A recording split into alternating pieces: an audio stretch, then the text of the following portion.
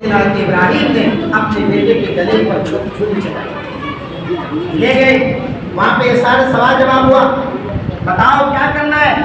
تو بیٹا بھی تو اسماعیل ہے، وہ تو ابراہیم کا بیٹا ہے اور خود آگے نبی بننے والا ہے۔ بغیر کسی تردد کے، بغیر کسی چون چرا کے فوراً کہہ دیا یا ابت، اے میرے والد صاحب، افعل ما تؤمر، اللہ کی طرف سے جو حکم آپ کو ملا ہے بغیر کسی شک و شبہ کے اس کو فوراً کر گزریے، فوراً کر گزریے۔ فلما اسلم، قرآن کہتا ہے جب بیٹا اور باپ دونوں ذبح کرنے کے لیے، اولاد کو بیٹا ذبح کرنے کے لیے تیار ہو گیا، تو اس وقت حضرت اسماعیل علیہ السلام نے اپنے والد محترم کو چند باتیں کہی ہیں۔ نمبر 1، والد محترم، آپ والد ہیں، میں بیٹا ہوں، ہو سکتا ہے کہ ذبح کی کرتے وقت میں تڑپنے لگوں اور میرے تڑپنے کی وجہ سے اللہ کی طرف سے جو حکم ہے اس میں تاخیر ہو جائے اور اس میں جھمیلا پیدا ہو جائے، اس لیے پہلی گزارش یہ ہے کہ آپ رسیوں سے میرے ہاتھ پیر کو باندھ دیجیے۔ نمبر 1۔ نمبر 2، آپ دوبارہ گھر جائیں گے، آپ جو لباس اور کپڑا پہنے ہوئے ہیں، کہیں ایسا نہ ہو کہ میرے خون کی چھینٹیں آپ کے کپڑوں اور دامن پر پڑ جائے اور والدہ محترمہ کو پتہ چل جائے کہ میرا بیٹا قربان ہو گیا ہے تو وہ تڑپ جائے گی۔ میں نہیں چاہتا ہوں کہ میری ماں میری وجہ سے تڑپے، اس لیے آپ اپنے دامن کو اور اپنے کپڑے کو سمیٹ لیجئے تاکہ خون کی چھینٹیں نہ پڑے۔ نمبر 3، آپ باپ ہیں، ذبح کرتے وقت کہیں شفقت نہ ہو جائے، اس لیے میری آنکھوں میں پٹی باندھ دیجئے، پٹی باندھ دیجئے۔ نمبر 4، جب واپس آپ گھر جائیں تو میری طرف سے میری والدہ محترمہ کو میرا سلام پیش کر دیجیے گا۔ اس طریقے سے بیٹا تیار ہے اور باپ بھی تیار ہے۔ قرآن اس لفظ کو ذکر کر رہا ہے، فلما اسلما، جب باپ اور بیٹا دونوں اس عمل کے لیے مکمل تیار ہو گیا۔ اور ایک اور بات کہہ دی، ابو جان آپ اپنی چھری کو بہت تیز کر لیجئے گا تاکہ اس عمل میں تاخیر نہ ہو جائے، اس عمل میں تاخیر نہ ہو جائے۔ چنانچہ چت لٹا کر گلے پر ابراہیم علیہ السلام چھری چلانے لگے۔ اللہ نے اس گلے پر جنتی پتھر اور ٹکڑا بھیج دیا لوہا کا، اور پورا گلا یہ پتھر سا بن گیا اور چھری چل نہیں رہی ہے۔ لوہے پہ کہیں چھری چلے؟ پریشان ابراہیم۔ تو جب ادھر سے نہیں چلنے لگی تو قرآن اس کو ذکر کرتا ہے وَطَلَّهُ لِلْجَبِينِ، اوندھے منہ لٹا دیا کہ چلو ادھر سے نہیں کٹ رہا تو ادھر سے کاٹ دو۔ بیٹا بھی پریشان، ذبح کیوں نہیں ہو رہا ہوں، اور باپ بھی پریشان، ذبح کیوں نہیں ہو رہا ہے۔ آسمان نے اور زمین نے اس منظر کو زندگی میں پہلی مرتبہ دیکھا ہے اور قیامت تک نہیں دیکھے گا۔ جب اوندھا لٹایا وہاں چھری چلا رہے ہیں تو چھری چلے کیوں؟ وہ تو اللہ کی مرضی پر ہے۔ آگ کا جلانا، پانی کا ڈبانا، چھری کا کاٹنا، یہ تو اللہ کی مرضی سے۔ چھری کٹ نہیں رہی ہے تو پریشان ہے۔ اس منظر کو اللہ نے جب دیکھ لیا تو اللہ کی طرف سے ندا آ گئی، وَيَا إِبْرَاهِيمُ وَنَادَيْنَاهُ يَا إِبْرَاهِيمُ، ہم نے آواز دیا ابراہیم قد صدقت الرؤیا، جو خواب میں نے دکھایا تھا اس خواب کو آپ نے سچ کر دکھایا ہے۔ ابراہیم علیہ السلام کے اس خواب کی تکمیل کے لیے اللہ نے جنت کا ایک مینڈھا لے کر جبرائیل کو بھیج دیا، جبرائیل کو بھیج دیا۔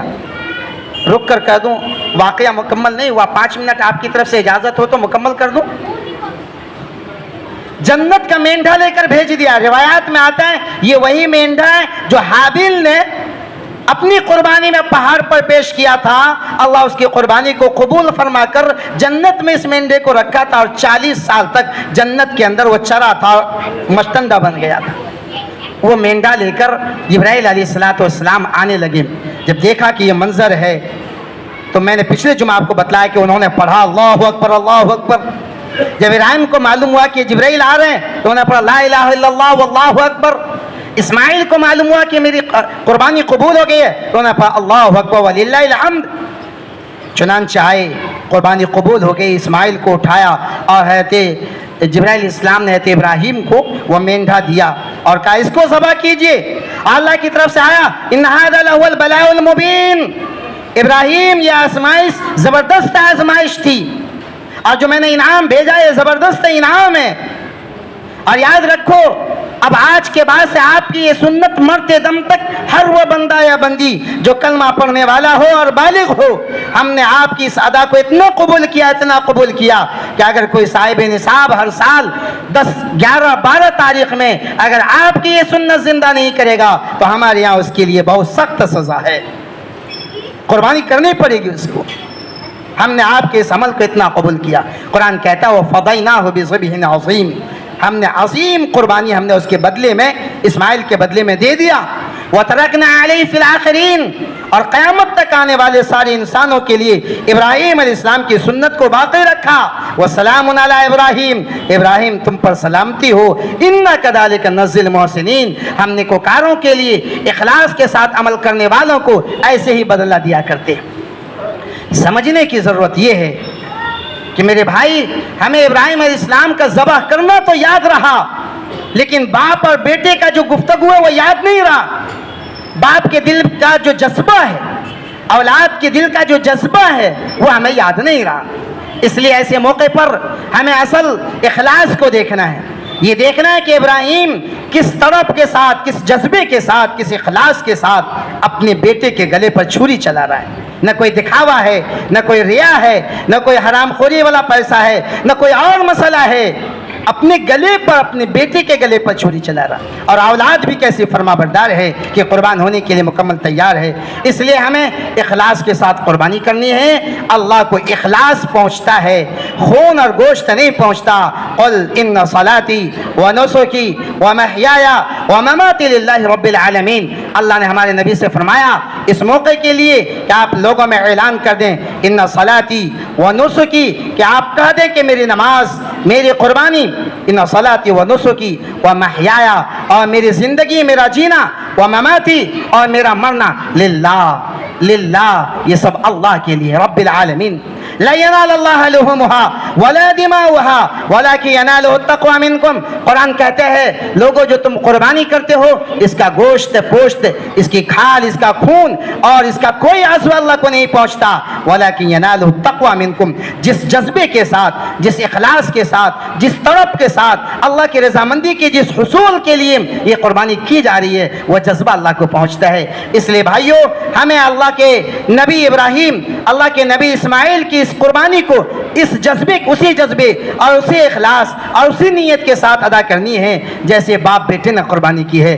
اس کے اندر ذرہ برابر کوئی ایسا عمل نہیں کرنا جس کی وجہ سے ہماری قربانی خراب ہو جاتی ہے۔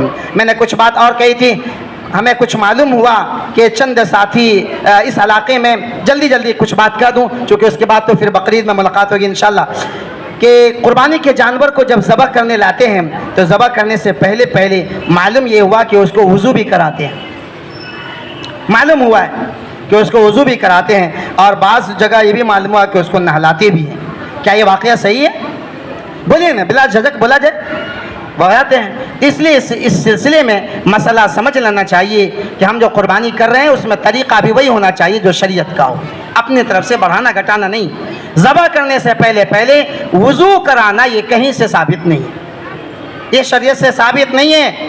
وضو تو نماز کے لیے ہوتی ہے، اور وضو تو مکلف بندہ کرے گا، مکلف انسان کرے گا جسے نماز پڑھنی ہے، وہ تو کوئی نماز نہیں پڑھنے جا رہے، لہذا اس کے لیے وضو کا کوئی مطلب نہیں ہے۔ اسی طرح اس کو غسل دینے کا بھی کوئی مطلب نہیں ہے۔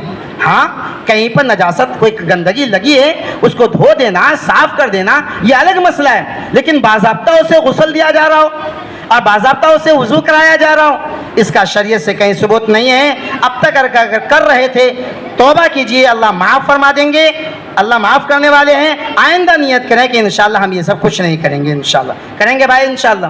اسی کے ساتھ ساتھ یہ بھی معلوم ہوا کہ بہت سارے ساتھی اس دن صبح سے لے کر کچھ کھاتے پیتے نہیں ہیں، اور کھانے پینے کو بہت زیادہ جرم سمجھتے ہیں، خاص طور پر مستورات۔ اور یہ کھاتے کب ہیں؟ جب قربانی ذبح ہوتی ہے اور اس کا خون دیکھ لیتے ہیں، تو خون دینے کے بعد گویا وہ اپنے روزے کا افطار کرتے ہیں۔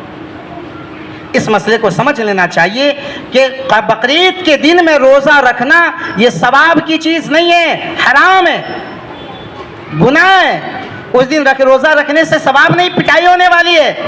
اس لیے اس کا خیال رکھنا ہے. بالکل روزہ کی نیت بھی نہیں کرنا ہے اور بالکل ایسا نہیں کہ کچھ کھانا بھی نہیں ہے. میں تو ہر جگہ یہ کہتا ہوں اس دن باضابطہ آپ ناشتہ نہ کریں, پیٹ بھر کر نہ کھائیں, لیکن کم سے کم چائے پی لیں, پانی پی لیں, پان کھا لیں, بیڑی پینے والا بیڑی پی لے, کم سے کم روزہ تو ٹوٹ جائے. وہ جو ایک مزاج بنا رکھا ہے کہ روزے کا اور خون دیکھیں گے کھائیں گے, یہ شریعت سے بالکل لغو بات ہے, شریعت میں ثابت نہیں ہے. ہمیں ایسا کچھ نہیں کرنا ہے. ہم ثواب سمجھ کے سمجھا اور الٹا عذاب ہو جائے, یہ بہت محرومی کی بات ہوگی. اس کا خیال کرنا ہے. عورتوں کو بھی سمجھا دینا ہے کہ وقت سے پہلے کچھ کھا پی لیں, روزہ کی نیت بالکل نہ کریں. اور یہ کہ خون دیکھ کر کھانا, یہ تو کوئی مطلب نہیں ہے. تو بھائی خون دیکھ کر کھانے کا کیا مطلب ہوتا ہے؟ یہ کیا جوڑ ہے کہ خون دیکھ کر کھائے تو حلال ہوگا, نہیں تو حرام ہوگا؟ یہ کوئی مطلب نہیں ہے, اس کا کوئی جوڑ نہیں ہے. بعض جگہ پہ یہ معلوم ہوا کہ ذبح کرتے وقت میں گلے پر یہاں پر پانی ڈالتے ہیں. ابھی پانی یہاں ڈالنے کا کیا مطلب ہے؟ اسماعیل کے گلے پر ابراہیم نے تو پانی نہیں ڈالا تھا. اتنی مرتبہ چھری پھیل رہے ہیں اور ذبح نہیں ہو رہی تو ڈال سکتے تھے. کتنا گرم ہو گیا ہوگا. تو یہ سمجھنا کہ یہ گرم ہو جائے گا اور اس میں ہم پانی ڈال دیں گے تو ٹھنڈا ہو جائے گا, ٹھنڈا گرم کا وہاں پر کیا مطلب ہوتا ہے؟ وہ تو ذبح کرنے کے لیے. خوش نصیب ہے وہ جانور, ارے خوش نصیب ہے وہ جانور جو اللہ کے لیے ذبح ہونے کے لیے لٹا دیا گیا. وہ تو اپنی قسمت پر ناز کرتے ہیں. لہذا اس موقع پر گلے پر پانی ڈالنے کا کوئی مطلب نہیں ہوتا ہے. ہمیں اس سلسلے میں بھی اپنے آپ کو اس سے بچانا ہے. اللہ ان باتوں سے بچا کر صحیح اور شریعت کے مطابق ذبح کرنے کی توفیق نصیب فرمائے. پھر بسم اللہ اللہ اکبر کر کے ذبح کرنا ہے, جو طریقہ انشاءاللہ بتلا دیا جائے گا بقرعید میں. اللہ ان باتوں پر عمل کی توفیق نصیب فرمائے. جو ساتھ سنت نے پڑھا سنت سے فارغ ہو جائے.